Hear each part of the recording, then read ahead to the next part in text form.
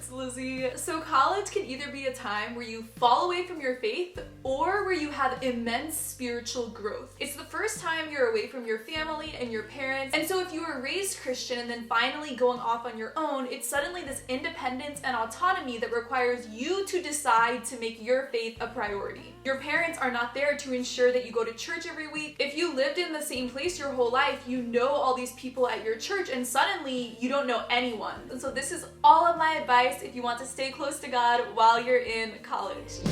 There's a reason things are changing, but I'm glad you stay the same.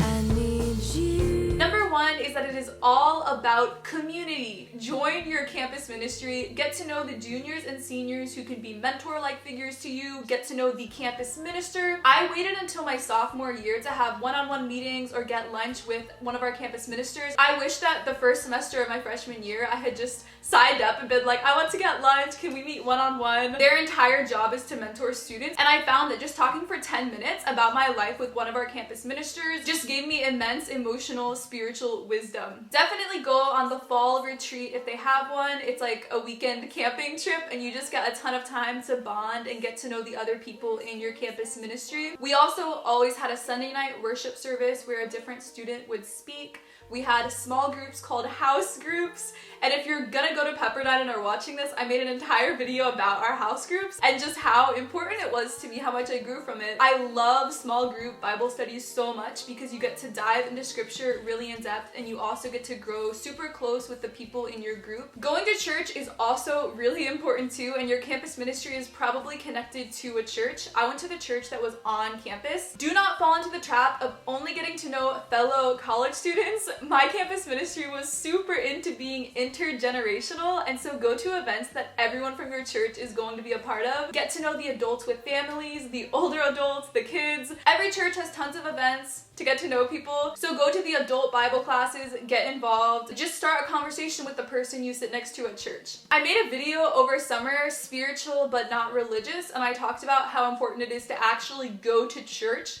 not just your small group during the week, but go to church. So watch that video if you disagree with me. But I think this was the hardest thing, and I'm surprised I even fell into this trap, but my best friends were going to a different church than I was, and so there were some times where I wouldn't go to church for a couple weeks just because I didn't have that accountability. And so get to know other students who also go to your church, walk over to church together, get breakfast beforehand, anything that will just motivate you and give you accountability to actually go to church. Number two, give of yourself, pour into people, and serve. And this doesn't have to do with official ministry, because I feel like they're not going to want you to lead a Bible study until your second semester, sophomore year. But what I mean with this one is just from the beginning, it's not just about you and you feeling known and you making a lot of friends and you being accepted. It's the reality that so many people at your college feel alone, don't have close friends, don't feel like they fit in. And so you can make people feel known by inviting them to things, by asking them questions, by listening. When you go into a campus ministry event or you go into church, don't just think, oh, I need to find people to sit next to. I want to feel like I can talk to people. Look around and see other people who look like they don't know what to do or they don't know who to talk to, and go befriend those people. But I just know that especially as a freshman and sophomore, the older students see it as kind of their duty to pour into you, help you grow, befriend you. And so it's okay if for the first year you feel like you're not pouring out as much and just growing and growing and growing, because that's what it is intended to do. And then when you're an older student, it will be your job to pour into the freshmen. Number three, campus ministry is not just about your Christian community. Befriend people who are not Christians. At Christian universities and maybe at any campus ministry group, there's this tendency to be like a Christian bubble and to only be friends with people who are really passionate about their faith. And while I think it's really important to have strong Christians around you to support you and help you grow, the entire purpose of Christianity is to bring more people to know Christ. And you just can't do that unless you're best friends and really close with people who are not Christians. When I was at Pepperdine, I saw two of my best friends get baptized and give their lives to God.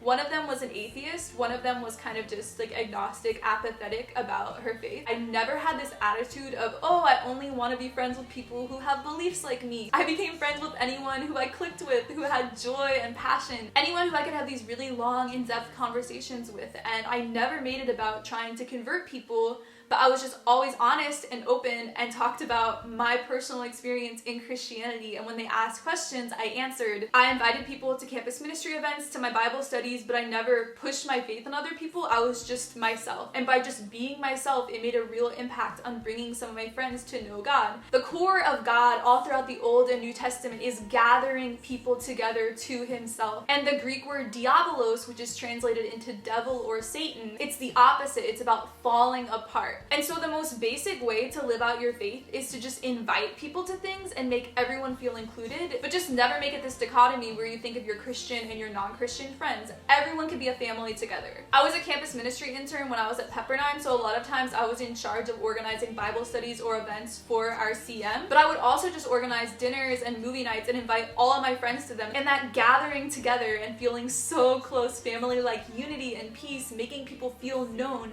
that is the essence of who God is. Number 4, be balanced. Don't only pour out, take care of yourself spiritually. So within evangelical Christianity, I've experienced this tendency and overemphasis on pouring out, loving, serving other people at the expense of your own spiritual development. Pepperdine's culture was to be extremely over-involved, stressed out, and I found that by my junior and senior year, I was so focused on doing ministry, hosting events, leading Bible studies, getting to know people on an in-depth level, making people feel known. I emphasized that so much that I wasn't doing my own devotional time as much anymore. I wasn't praying as much. I wasn't in scripture as much because it was all about pouring out into other people. I addressed this pretty in depth in my 5 Lies Christians Believe About the Bible video. That was my number 1 point about what love is. Love is not only about loving other people, it's about loving yourself and taking care of yourself. And when you do any type of ministry, it's really important to do self-care and for your ministry to be an outpouring of your personal relationship connection with God. I have a personality where I want to be over-involved. I constantly want to be doing things, helping people, and it's really hard for me to say no. And so I really recommend this book called The Best Yes by TerKeurst. I don't know exactly how to pronounce it, but it's called The Best Yes. I'm gonna link it below. If you feel like you have this tendency to not take care of yourself, to say yes to too many things, to always be trying to help people, this book will help you get balanced. Number 5, prioritize your personal time in prayer and scripture. So I made a video earlier in the summer how I do my God time, which just goes super in depth in how I pray, how I read and annotate my Bible. I journal out my prayers sometimes I pray out loud. There's so many aspects to my personal spirituality. And most of this video so far, I've focused on community because Christianity is intrinsically relational and it began in a collectivist culture. Western culture is individualistic, which is opposite of Christianity. It's all about the community getting to know God together. But again, you need to be balanced. There's a quote I love by Dietrich Bonhoeffer in his book Life Together. Let him who cannot be alone beware of community. Let him who is not in community beware of being alone. Each by itself has profound perils and pitfalls. One who wants fellowship without solitude plunges into the void of words and feelings, and the one who seeks solitude without fellowship perishes in the abyss of vanity, self-infatuation, and despair. I'm someone who's very introverted about my emotions and about my faith. I love spending hours annotating scripture and praying. So for me, my tendency is to only do alone time with God and to not be a part of a community, not talk about my relationship with God with other people. I find that most people are more extroverted and it's easy for them to connect with God when they're in a small group, but more difficult when you're alone. So whichever one you are, just be aware and try to be balanced. But I find that when you start college, there are so many campus ministry activities that it's so easy to neglect your personal faith. What helped me the most in college, I kept my God journal and I would take sermon notes. And then throughout the week, I would read through my sermon notes, go back to the Bible verses mentioned at church, and just read over them on my own, pray about things mentioned in the sermon that were convicting to me, and so I let that guide my alone time. Number 7, take religion classes at college. I really recommend everyone to take a class on biblical interpretation, Koine Greek, and Ancient Hebrew. Take these classes in college. Back when I was a freshman and sophomore in college, I talked about Greek all the time. It was the best decision, hardest thing I've ever done in my life, learning Greek because we had to memorize 40 vocabulary words a week. It was intense, but I took Greek not even intending to be a religion major, just because I wanted to be able to read the Bible in its original language. And I would have taken Hebrew as well, but it wasn't offered when I needed to take it. I'm learning Hebrew right now just on my own because it's so important to know the Bible in its original language. But any religion class at your college that helps you understand the cultural context of the Bible or the history of Christianity will just give you so much depth, so many resources in understanding our faith in such a more beautiful, depth, multifaceted way. Learning from specialists who have studied for years and being able to soak in their wisdom about our faith is so important, and you'll just not have an opportunity to learn from people like that again. So take Greek, take Hebrew, take classes on Christianity. You will be so freaking grateful that you did this. That is all my advice for growing close to God in college. I love you guys so much, and I will see you in my next video. Bye!